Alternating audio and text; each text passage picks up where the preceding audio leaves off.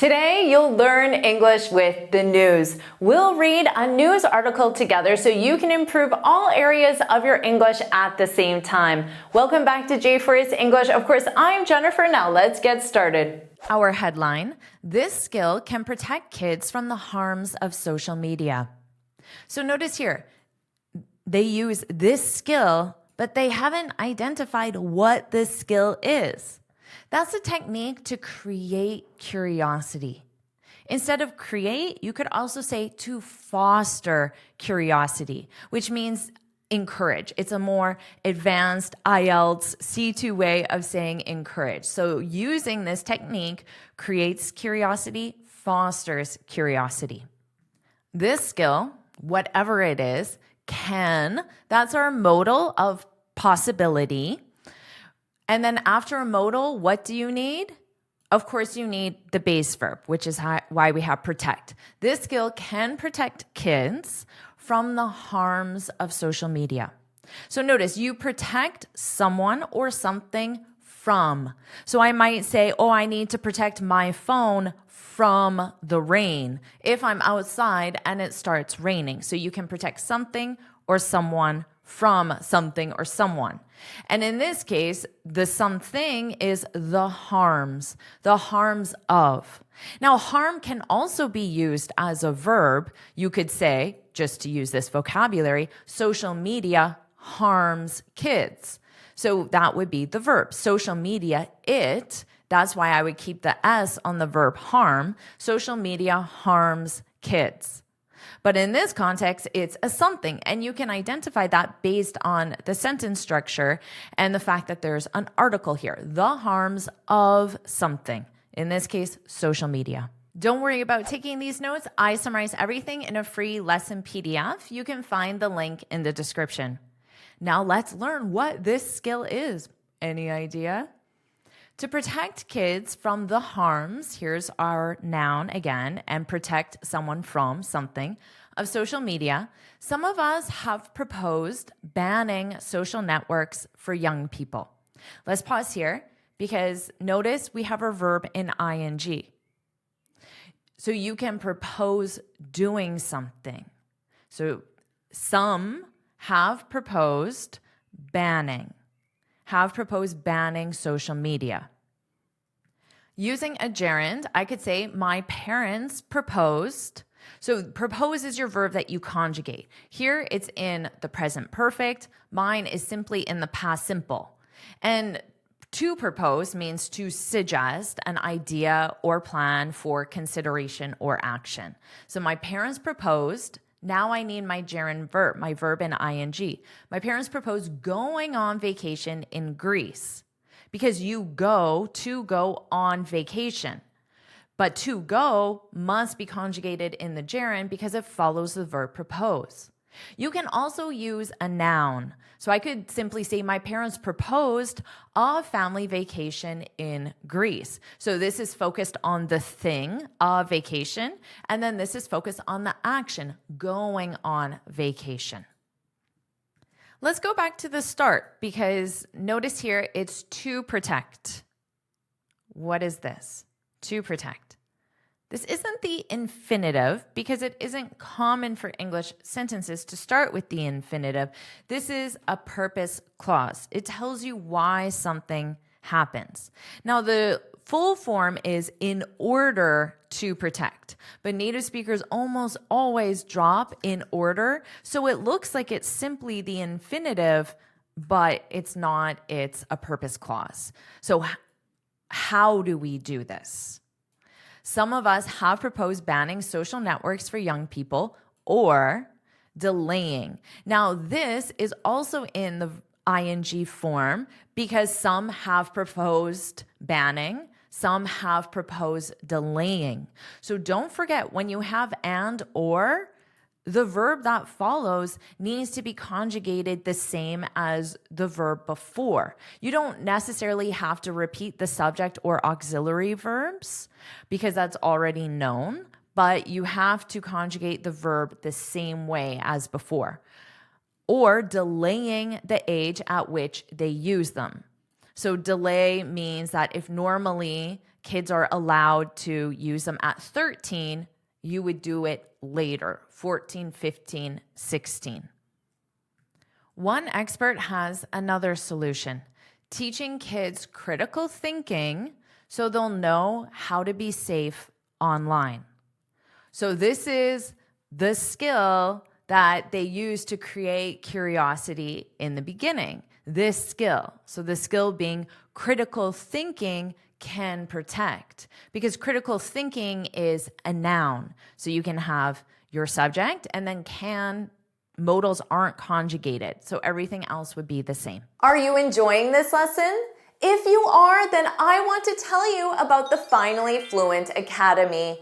This is my premium training program where we study native English speakers from TV, movies, YouTube, and the news so you can improve your listening skills of fast English, expand your vocabulary with natural expressions, and learn advanced grammar easily. Plus, you'll have me as your personal coach. You can look in the description for the link to learn more, or you can go to my website and click on Finally Fluent Academy. Now let's continue with our lesson. As a professor, so notice this is switching into first-person perspective.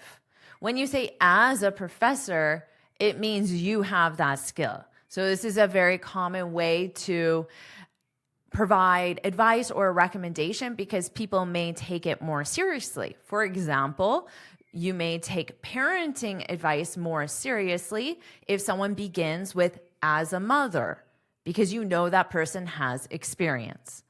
As a professor, don't forget this article here because professor is a job title. So as a professor, I've seen, so first person perspective, I've seen a decline in the ability of the average college student to make or refute strong arguments over the past decade. So notice, I've seen a decline. So it started in the past and it continues until now. And the time reference is over the past decade. You could say past or last. And over means in the course of. Let's go back to these collocations, the verbs that match with the noun. So the noun is argument. It's in the plural because it means any argument. It's the category as a whole. A strong argument, this is an adjective that means convincing. You could say good argument, but that sounds very basic. So you would say strong, convincing, thorough, or some other adjective to describe the argument. Now, you make an argument, just like you make a recommendation. So that's when you share it. And then you refute.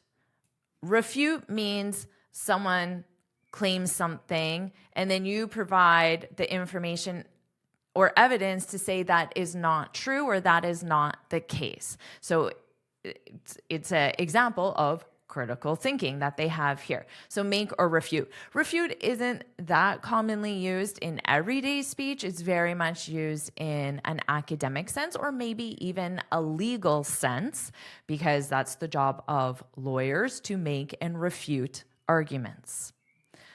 Over the past decade, this lack of critical thinking. So without knowing the definition of critical thinking, I can infer that critical thinking is the ability to make and refute strong arguments or arguments in general. But they're saying this lack of critical thinking because they say, the professor says that the ability to do this has been declining.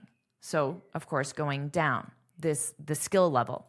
This lack of critical thinking, of course, can make them vulnerable to misinformation, scams, and other dangers online. So if you're vulnerable to something, it means that you're more likely to see misinformation but think it's true, to be the victim of a scam, or to be the victim of another danger. So vulnerable, you're more likely. So this is used in everyday context. You might say the elderly are more vulnerable to colds and flu, to illnesses, for example, children as well. Let's keep going. Critical thinking, okay, so now they're going to define it. Critical thinking is, so you know it's a definition. Critical thinking is the ability to carefully question, analyze, and evaluate information or ideas before deciding what to believe or do.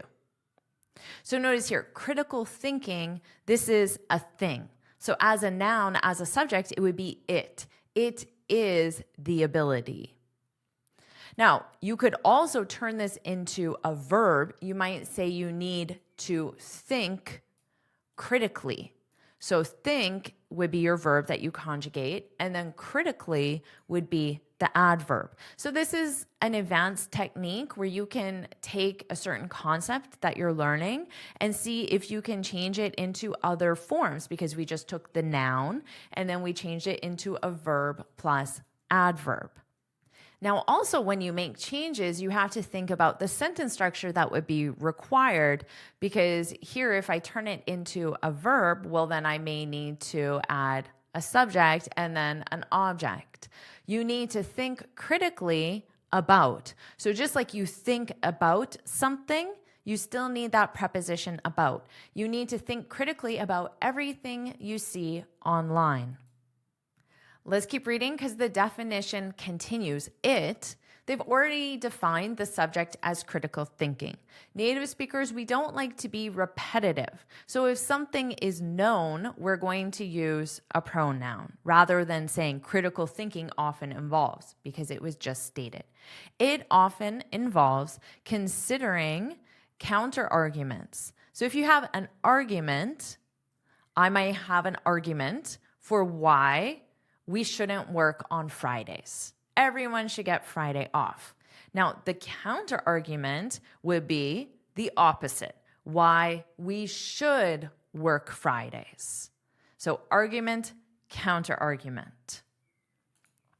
Considering counter arguments and weighing evidence. Weighing means considering. So if you weigh the evidence, often we hear weigh the pros and cons. Have you heard that? Oh, I need to weigh the pros and cons. So if someone asks you, oh, have you accepted the job offer?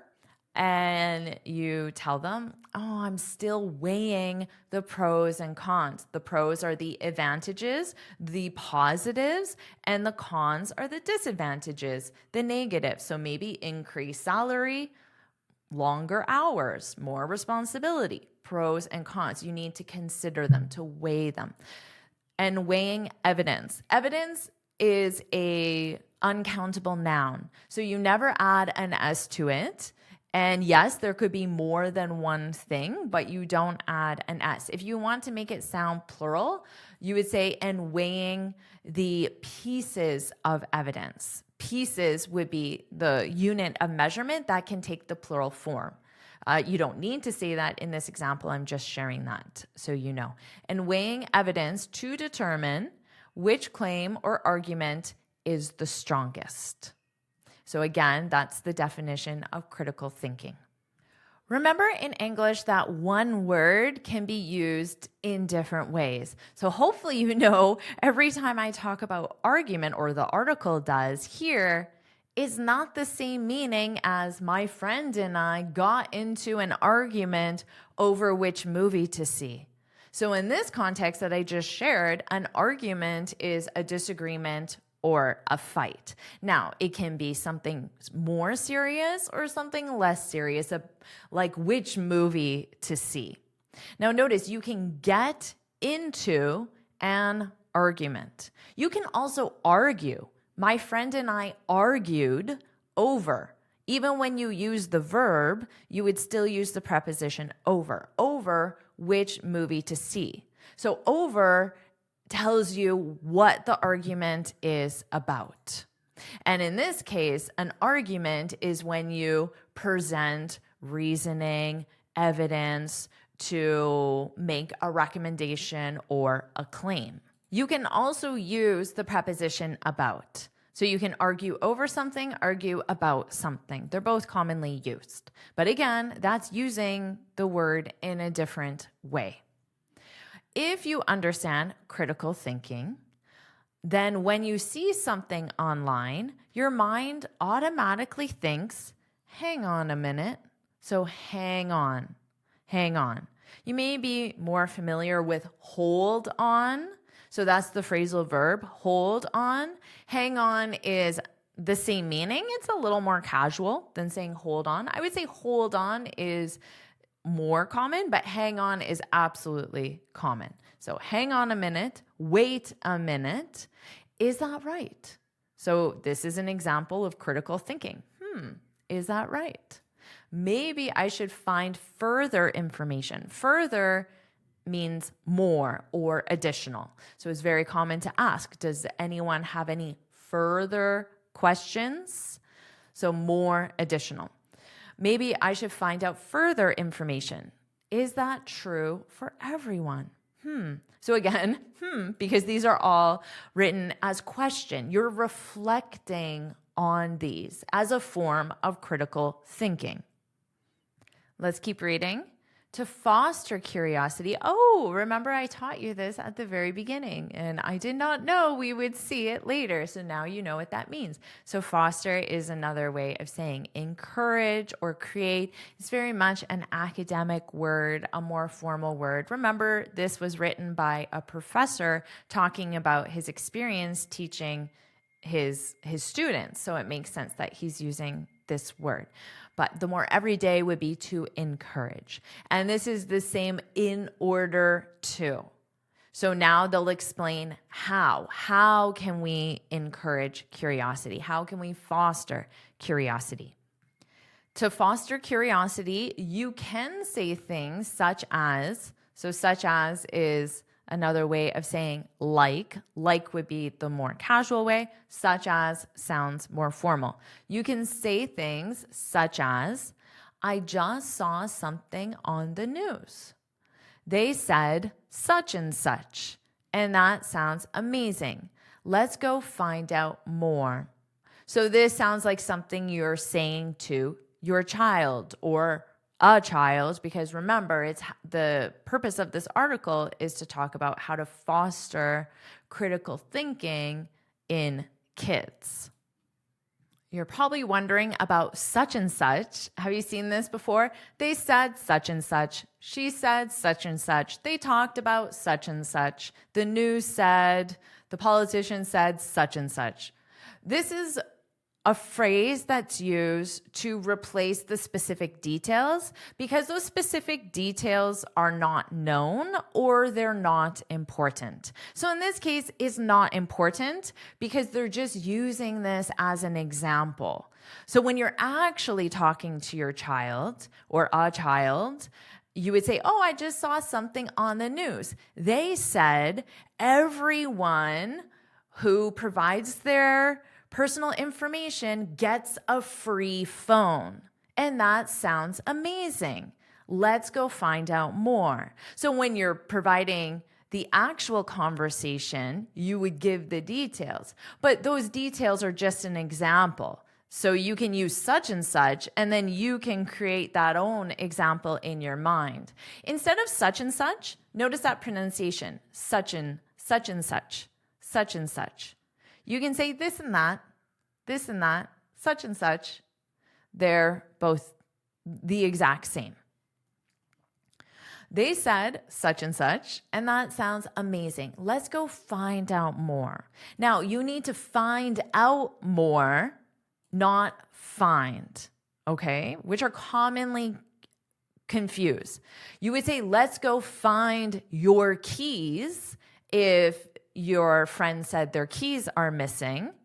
Let's go find out information. So find out means to discover or learn information. To find is to locate something like your lost keys. Let's go find out more. Let's go learn more. Let's go discover more. You're modeling that behavior of finding out more, looking at other sources, being curious, and being an interested person in the world. Remember, I said that after and or Now, and is represented by the commas in a list, you would use the same grammar. Because here, you're modeling that behavior of looking at other sources, that behavior of being curious, that behavior of being an interested person. That's why all of these are in ing, because all of them follow the preposition of. It would just be very repetitive to repeat all of that information. And to model a behavior means that you show it or demonstrate it. And then because you do it, someone else just sees you do it and they are more likely to. So rather than just saying you should recycle, if your kids see you recycling every day, then they're more likely to recycle. So you're modeling that behavior rather than just instructing or requiring that behavior from someone else. You're not going to say to your 14-year-old, so notice here, 14-year-old, this is a noun. And you also know it's a noun because of the sentence structure, your, so this is a possessive pronoun. What they're missing is the word daughter, son, or child. So you could say 14-year-old child or kid to be gender inclusive, or you can say 14-year-old son, 14-year-old daughter. And that's your daughter who is 14 years old.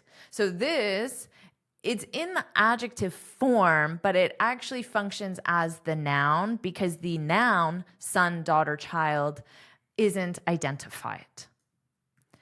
You're not going to say to your 14-year-old, what evidence do you have for that? So remember, evidence is always singular. What evidence do you have for that? So you're not going to say that to a 14-year-old. Why? Probably because it sounds too academic. It sounds too formal. You're not speaking their language. It's not relatable to a 14-year-old.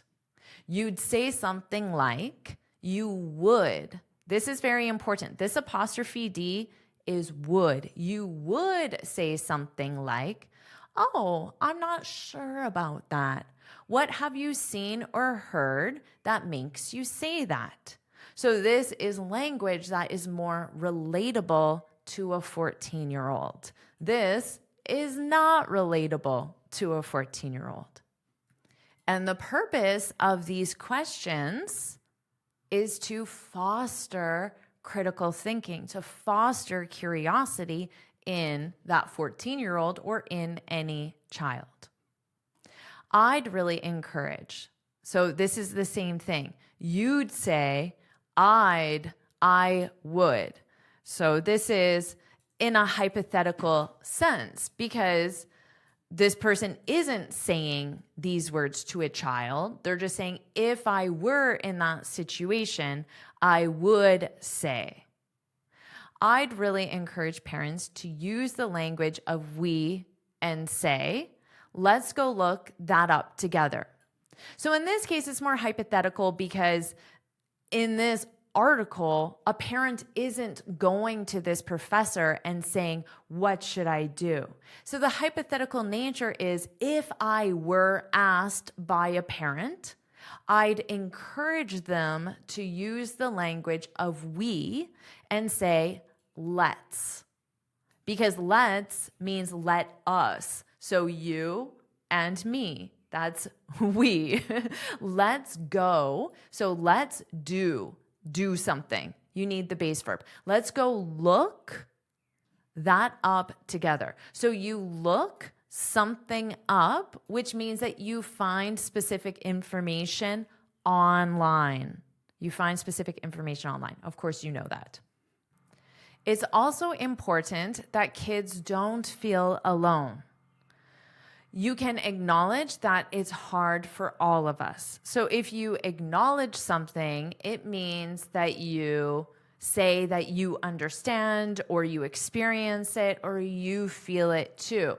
So you can acknowledge it by simply saying, it's hard for me to know if information online is true or a scam. You can acknowledge that it's hard for all of us. We're all victims of algorithms. So we're in it together. So we're in it. It represents whatever situation it is. So as a teacher, I may say to my class, we're in it together. So maybe we're preparing for a language exam or a competition, and I say we're in it together. We all want the same thing. We all have the same concerns. We're in it, the situation, together. We're in it together. So it's a positive, encouraging thing that a teacher, a parent, a coach would say to a group. Even a friend would say to the friend group as well. And that's the end of the article. So now I'll read the article from start to finish, and you can focus on my pronunciation. This skill can protect kids from the harms of social media. To protect kids from the harms of social media, some of us have proposed banning social networks for young people or delaying the age at which they use them. One expert has another solution: teaching kids critical thinking so they'll know how to be safe online. As a professor, I've seen a decline in the ability of the average college student to make or refute strong arguments over the past decade. This lack of critical thinking, of course, can make them vulnerable to misinformation, scams, and other dangers online. Critical thinking is the ability to carefully question, analyze, and evaluate information or ideas before deciding what to believe or do. It often involves considering counterarguments and weighing evidence to determine which claim or argument is the strongest. If you understand critical thinking, then when you see something online, your mind automatically thinks, hang on a minute, is that right? Maybe I should find further information. Is that true for everyone? To foster curiosity, you can say things such as, I just saw something on the news. They said such and such, and that sounds amazing. Let's go find out more. You're modeling that behavior of finding out more, looking at other sources, being curious, and being an interested person in the world. You're not going to say to your 14-year-old, what evidence do you have for that? You'd say something like, oh, I'm not sure about that. What have you seen or heard that makes you say that? I'd really encourage parents to use the language of we and say, let's go look that up together. It's also important that kids don't feel alone. You can acknowledge that it's hard for all of us. We're all victims of algorithms, so we're in it together. Do you want to keep improving your English with the news? If you do, put yes, yes, yes, yes, yes, yes, put yes, yes, yes in the comments below. And of course, make sure you like this lesson, share it with your friends, and subscribe so you're notified every time I post a new lesson. And you can get this free speaking guide where I share 6 tips on how to speak English fluently and confidently. You can click here to download it or look for the link in the description. Here's another lesson I know you'll love. Watch it now.